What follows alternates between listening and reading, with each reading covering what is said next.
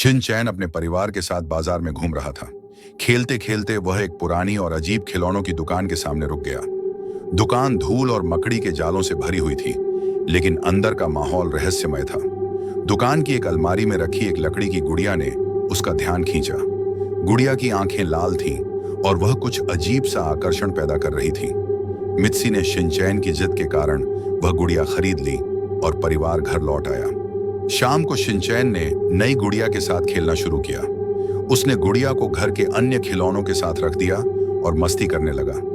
लेकिन जैसे जैसे रात हुई, अजीब घटनाएं शुरू हो गईं।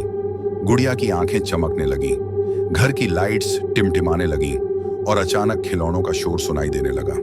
कमरे में रखे खिलौने इधर उधर गिरने लगे, मानो किसी ने उन्हें धक्का दिया हो। आधी रात के करीब शिनचैन के कमरे से अजीब आवाजें आने लगीं। गुड़िया अपने आप हिलने लगी। वह धीरे धीरे बिस्तर के पास खिसकती चली आई। शिनचैन की नींद खुली। उसने देखा कि गुड़िया की आंखें उसकी ओर देख रही थीं। वह घबराकर कमरे से बाहर भागा। पूरे घर में डर का माहौल बन गया था। अगले दिन शिनचैन ने अपने दोस्तों को बुलाया और उन्हें गुड़िया दिखाई। दोस्तों ने बताया कि यह कोई साधारण खिलौना नहीं है।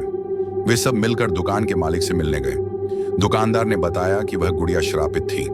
यह एक पुराने श्राप से बंधी थी और इसे घर में रखने का मतलब मुसीबतों को बुलाना था। उसने शिनचैन और उसके दोस्तों को चेतावनी दी कि गुड़िया को तुरंत किसी सुरक्षित जगह पर रख दें। शिनचैन और उसके दोस्त गुड़िया को पास के जंगल में ले गए। उन्होंने उसे एक गहरे गड्ढे में फेंक दिया और मिट्टी से ढक दिया। लेकिन जैसे ही वे जाने लगे, उन्हें गड्ढे के अंदर से हंसी की आवाज सुनाई दी। गुड़िया की लाल आंखें गड्ढे के नीचे से चमक रही थीं और अचानक तेज हवा चलने लगी। शिनचैन और उसके दोस्त डर के मारे घर लौट आए। उन्होंने सोचा कि उन्होंने गुड़िया से छुटकारा पा लिया है। लेकिन जब शिनचैन अपने कमरे में गया तो उसने देखा कि वही गुड़िया उसकी टेबल पर बैठी हुई थी। गुड़िया की लाल आंखें फिर चमकने लगी और अब वह शिनचैन का पीछा कभी नहीं छोड़ेगी।